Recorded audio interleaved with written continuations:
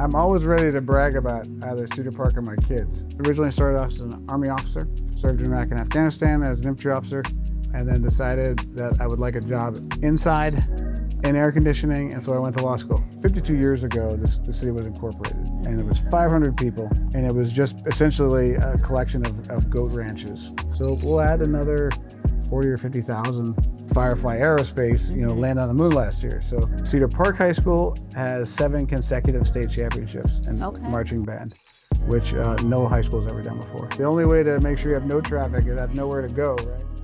Hey guys, today we have a wonderful podcast right here in the Cedar Park Library, away from our usual podcast studio, because we're going to be talking about Cedar Park and meeting with the mayor himself. So I'm excited to talk about what a mayor has to tell you about Cedar Park growth, future, what's happening, and what's going to be happening. So let's go ahead and get started. Hey guys, today we have a very special podcast. It's something very special to me because I've lived here in Cedar Park for 15 years plus, and I've got the Cedar Park mayor himself right here, which is, I'm so thankful for you to be here on this podcast and talking about Cedar Park and just what it has to offer. Absolutely. I'm always ready to brag about either Cedar Park or my kids. And so, it's my pleasure to be here. Can you please introduce yourself first? Yeah, so I'm Jim Penniman Morin. I've been the mayor of Cedar Park for 4 years. I was on city council for a year before that.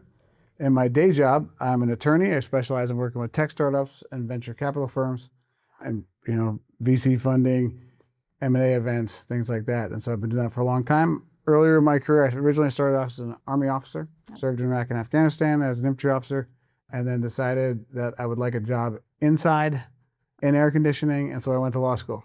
Oh, wow. And so that's kind of my career journey in brief. That's a lot of things right there that you've done so far. It's amazing. Yeah. Why do you think it was so special for you to be the mayor of Cedar Park? It's a really special community that I think, I grew up in Northern Virginia, Reston, Herndon area, kind of close to Dulles Airport. And throughout my childhood in the 90s and then early 2000s, that they grew really fast. And some communities there learned how to channel that growth so that it made their future even better. And some tried to put the brakes on it and stop it and really got steamrolled by it. So I think, a lot of what caused me to move here to Cedar Park 12 years ago was the traffic got really hard. It got really expensive. It kind of got to be a hard place to raise a family in some ways. And so I really wanted to make sure that I was doing my part to we get to learn those lessons here in Cedar Park, right? We get to see the mistakes that communities have made and whether it's the Bay Area or Northern Virginia, and you're lucky to have the challenge and the opportunity of growth. It's definitely better than the alternative, but you got to be smart about it if you want your community to thrive for a long time. Yeah, no, understood. And then I do have several questions that I know the viewers would want to get some clarification on, so we're just going to go from the list here. First of all, Cedar Park has grown so quickly. I mean, I've seen it from very small little town to the growth that it has become what it is right now. What do you think has made the city such a popular place for families and businessmen? I think it's really well situated, right? And that was certainly for me one of the things that of the various Austin suburbs that I was looking at when I moved here 12 years ago. It had great schools. Of course, that was really important to me. But also, you're close enough to Austin. You can get downtown, whether you're going there for a sporting event or for work or just, a social event. It's close enough to that, but you're also really close to the hill country, right? So you can get out to Lake Travis to go, boating or sailing. You got great hiking out there. And so just a well-positioned city where you got a lot of different highways in and out, as well as, it was actually, for me, it was the Red Line, the Capital Metro commuter train line that actually was kind of the deal breaker, was or the deciding thing for me. So let me redo that last sentence if I can. Yeah, go ahead. So, yeah. You get all these different highways coming in here, but also for me, the thing that was really a differentiator against some of the other Austin suburbs I was looking at is Capital Metro's Red Line, our commuter rail line here, and gave me just another option to get into the city, whether you're going there for a soccer game, Austin FC has its own stop, or you're going all the way downtown to like the convention center. Yeah. As I first was when I first moved here, I was working downtown. Is there a Austin. stop here in Cedar Park for There's that? not. Lake Line Station is just outside That's what our I border. thought. Okay. Yeah. I'm like, am I Yep. missing something new here? But Yeah. okay, Lake Yeah. Lake Line. Line's right there. So it's Yeah. very convenient to get to the Lake Line Station. Yeah. So I know there's one in Leander that goes Yep. there and then goes straight to the Lake Line. And Yep. then from there you can, off to downtown Austin. Yep. That's Okay. right. Yep. Anything new that's coming in the railway besides what we have right now that you think of in the future? So, we are always looking at all the different options for the city. And I think we on the city council and the city management team understand that part of that managing growth and kind of maximizing its positive impact is making sure there's many different options for transportation as possible. Right. And so we recently added a microtransit program it's open to everybody, where it's essentially sponsored Uber rides for most people, but also for people that need wheelchair access. They've got that. And so, but we have a extensive network of bike paths. And of course, we're always adding lanes and roads too, wherever we can. And so we're kind of doing everything we can to try and keep up on transportation. Just like really, that's, as in a fast growing area, it's hard to do that, but you got to do everything you can. Yeah. No, agree. Cedar Park itself, I mean, do you think there's going to be a lot more growth coming already? Because I know I've seen a lot. Is there still more to come? Yes, absolutely. And that's always been planned. And so as communities grow, so 52 years ago, the city was incorporated, and there was 500 people, and it was just essentially a collection of goat ranches, and so it was not very good farmland. Yeah. And so, we grew from that very quickly over these last 52 years. And there's very few, or you look around the country, you will not see another city that is this young, is this large with this kind of income level either, And that prosperity has come with the population growth, but also with careful planning. And so decades ago, when we started building out our water infrastructure, like your water mains, it was always on the understanding that the city would be about 130,000 people someday. It's like kind of arrogant to think that when you're 15,000, but they knew, they could see that all the potential was there, and so built accordingly. So that allows us to have some of the lowest water rates in the region, actually, because we built the stuff when it was a lot cheaper to build. And so what we have right now is we're actually getting really kind of close to having been fully built out in terms of single family homes.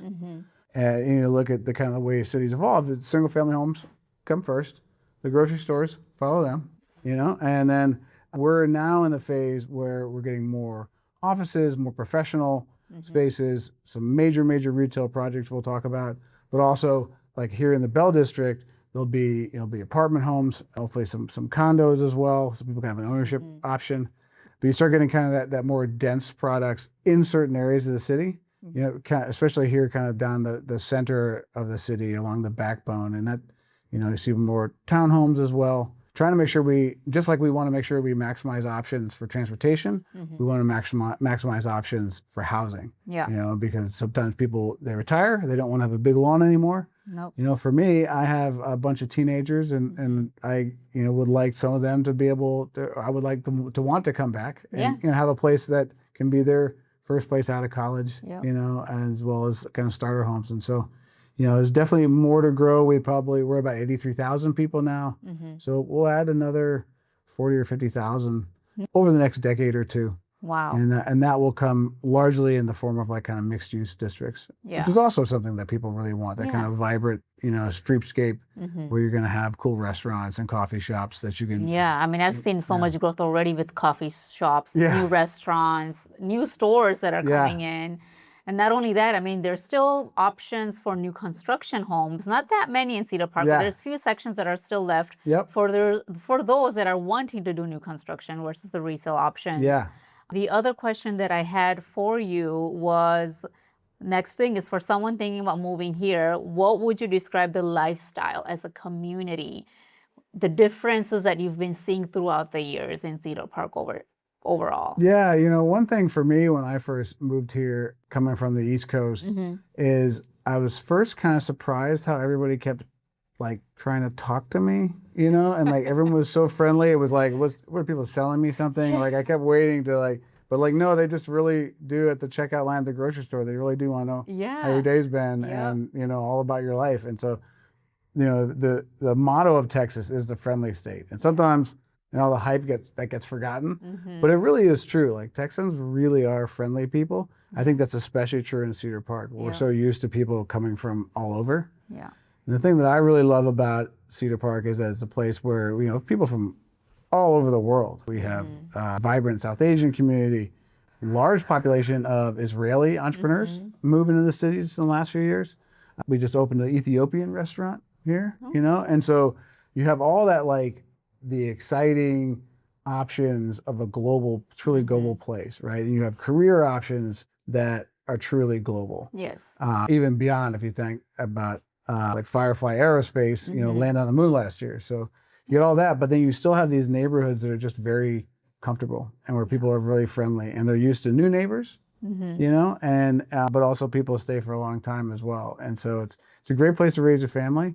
We're working hard to make sure as some of our families grow up, like mine, that this is a great place to retire. Exactly. And, I think especially with kind of these more vibrant, hip neighborhoods coming in, it's going to be a cool place to be in your 20s too. Yes. Yeah. So, Yeah. No, I get it because we're seeing young families, and then now we're kind of seeing the older retirement phases that are also happening in Cedar Park. Leading to that, the new families that are coming here in Cedar Park, schools, let's talk about that a little bit on what are they zoned for, because we don't have like Leander ISD, Round Rock ISD, like what is Cedar Park families looking for? So Cedar Park has pieces of it in two different school districts. Round Rock ISD and particularly into the Round Rock High School pyramid is really first class. But my kids have been at Leander ISD and mostly Cedar Park High School, and also I had one transfer to Leander for the academic kind of opportunities at that school, specifically the nursing program there actually. In Leander. And at Leander High School, Okay. they have a nursing practicum. I'm going to pause you that because my background is also know. being a Yeah, nurse. yeah. And it is Nurses Week this week, by the way. I didn't know that. Yes. Oh boy. It is Nurses Week. So it's very special to me when you said that they do have a nursing program. What do they have in Leander High School? So they have a nursing practicum their senior year. Essentially, I think they get their medical Certified assistants. nursing assistant. That kind of like that. kind of entry level one. Yep, that's what I did in high school. Yeah, and so then they spend the second part of the second semester actually working at Cedar Park Regional Hospital. And my daughter, her first day, she was in the emergency room and a woman came in who didn't know she was pregnant and delivered a baby that day. And so she was there for all of that. And I think, like that's not for the faint of hearted. Yeah. But she did great and didn't get woozy. And so she was like, yes, nursing, is for me. And so she's studying at Texas A&M now. Oh my And gosh. so it was a really great it. program. Yes. And so, it's a great network of high schools. All of our high schools are always contending for the state band championship and like national band honors. Cedar Park High School has 7 consecutive state championships in marching band, which no high school's ever done before. Wow. And so, so they're great schools. They're really top notch in a wide variety of disciplines. But obviously you got a pretty heavy STEM community here. You got a lot of parents who work in that field. And so they're very, very strong there. If they were wanting to get a little bit more about schools, especially when they're moving to Cedar Park, what is the best way for them, you think, to get information? Is it to reach out to them? Is it easy as that? Yeah, I think so. I mean, of course, there's great resources, for research online. All these schools have pretty, strong ratings. But, I wouldn't be shy about just calling up and reaching out to the school too. Like these people, like everyone's really proud of what they do here. I think if that's one thing I've noticed that like this is very true in our school districts, absolutely true for our city employees. It's also true for like most people in their careers. Like they're proud of what they do. They worked hard to get where they are. And so they don't mind sharing. Yeah. And we've seen great, teachers also in the community in Cedar Park, all different cultures I've noticed too recently that are as a teacher and teaching in elementary school, middle school, even high school. My kids are not in high school yet, so I wouldn't know. Yeah. But middle school, I know there's a culture, the diversity is there. So yes, absolutely. It's really wonderful for them to have that opportunity. Traffic, we did talk about a little bit. Are we doing much about traffic? We're doing everything we can, and the only way to make sure you have no traffic is have nowhere to go, right? And so we have a lot of places for people to go and enjoy. And so I think it speaks to the innovation that's kind of like like core to our community is we have innovative intersections that are these high capacity intersections that the first time you drive through it, I saw it will, 183 toll yeah, going in, and that was yes. pretty. I was like, wow. And they're surprising the first time. You're like, it Yes, feels a little weird. yes, It it feels like I'm did. driving on the wrong side of the Yes. road, but they really work. And so, you know, that's just one way that we've really kind of taken that innovative approach. Adding more lanes along the toll roads, so the non-tolled lanes. We'll add more capacity north-south. We're going to add a very large bike path along Lakeline Boulevard Okay. in the next few years. And so again, we're kind of trying to make sure we're adding both bike and pedestrian routes. I think especially with e-bikes, it does create, it's a Yes. much more practical option than it used to be to Yeah. bike around locally. And then everybody who's on a bike is not in the car in front of me. So Yeah. that's kind of, you know, we're just basically looking at all options all the time because I think traffic is a complex problem. And so you could need a complex set of solutions. No, I agree. And I think it's working so far with what's happening around it that I've seen with the commute, what we're doing. Yeah. Lessen that time to go downtown, back, you know. And part of that we've seen our population of people who will live in the city and work inside the city actually has grown to be a majority of people who don't. For the longest time, you know, like 98% of the people here were commuting in Austin. Yeah. Or maybe commuting over to Dell. But now we have a lot of people working here. Some of that is because we have more employers. Yeah. A lot of it's also people working remotely because they can. Yeah. And a lot of times you'll see a lot of companies like mine have a hybrid where you know, people yeah. take your first couple of meetings at home and let the rush hour die down a little bit. Which helps out, right, with the overall traffic. If it really does. It really more. does. And the region's done a lot. We've expanded 183, which is the main kind of highway through this northwest section of Austin and the suburbs. So that's recently been expanded with extra toll lanes, and so that also helping. And so one thing about Texas, when they want to build roads, they do. Yeah. You know, and they build them quick. It's very different than like a lot of other places I've lived. Yeah. You'll see how from the sky is coming up. Another thing is about events, local attractions, especially in Cedar Park. I've seen, being from an Indian culture background, right? Growing up, I grew up in Chicago, came here probably 20 years ago, asking my husband, I'm like, honey, there's no culture here at all. I hardly see anybody. But now there's a lot of events happening.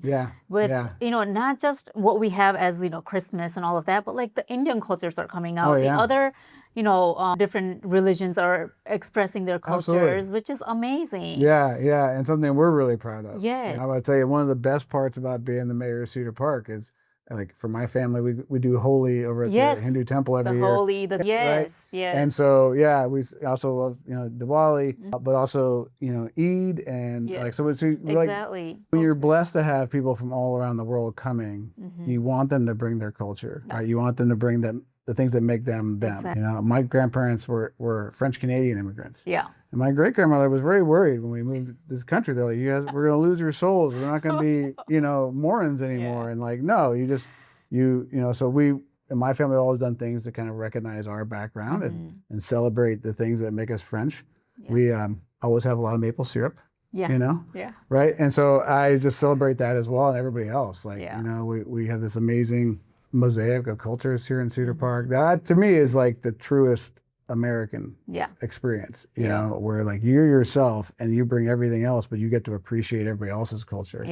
You know, and that which is wonderful, which is I've seen massive growth on that. And then how everybody's so caring, like what you had mentioned, everybody just wants to talk to you, to be friends with you.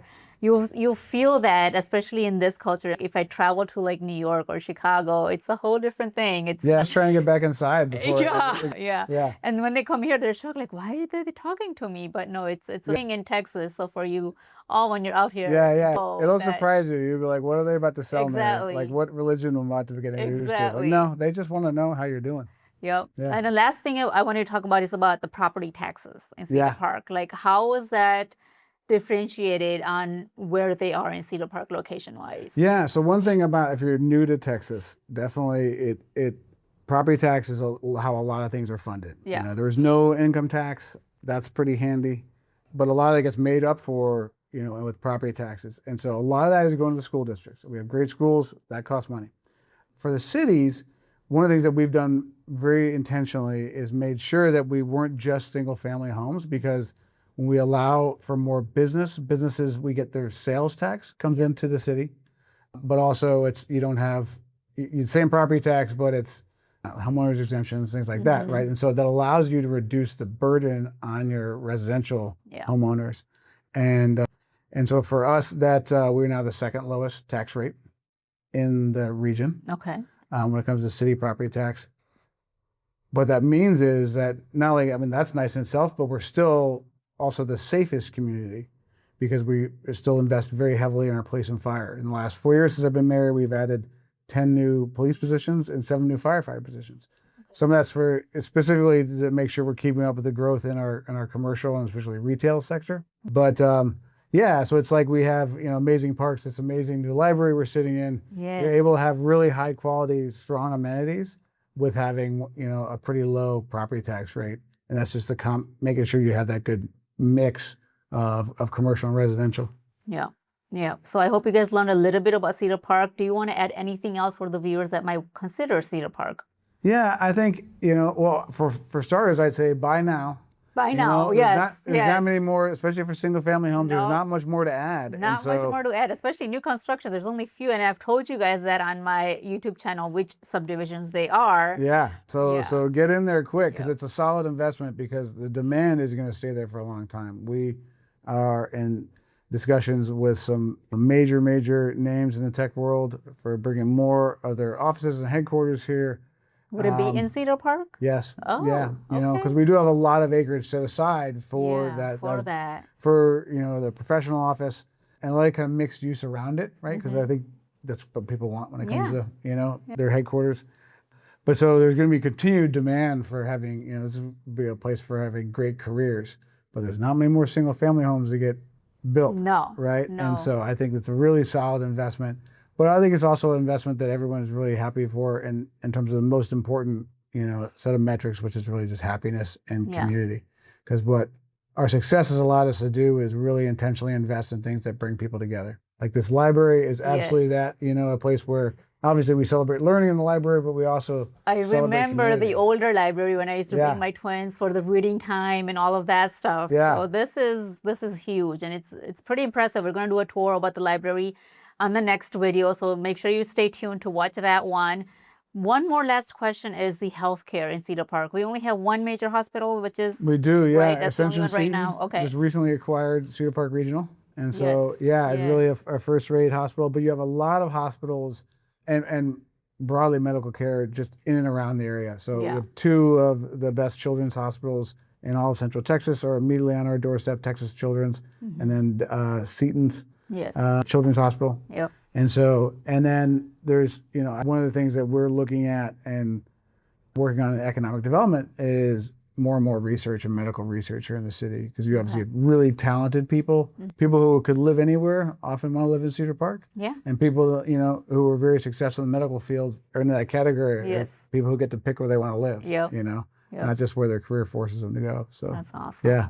Awesome. Well, I really appreciate you taking that time and just sitting down here with me and giving some valuable information as a Cedar Park mayor. I can't thank you enough and appreciate everything that you guys do for the Cedar Park families. Yeah, well, I really appreciate the chance to brag on the city a bit.